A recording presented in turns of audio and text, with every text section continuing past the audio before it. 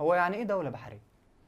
اتفقنا ان الدولة البحرية هي الدولة اللي بتطل على مسطح مائي ماله مفتوح. يعني دولة مثلا زي دولة مصر. بص على مصر كده، مصر دولة بتطل على البحر المتوسط وبتطل على البحر الأحمر، تبقى دولة بحرية.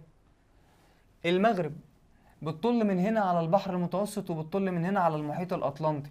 بص على موقع المغرب، من هنا بحر متوسط ومن هنا أطلنطي، تبقى الدولة دي دولة بحرية.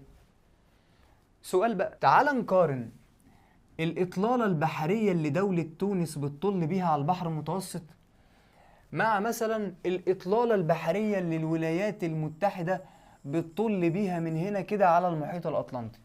هل يا جماعة الاتنين زي بعض؟ يعني هل طول الساحل اللي موجود عند دولة تونس زي طول الساحل اللي موجود عند دولة الولايات المتحدة الأمريكية؟ لأ. يبقى مش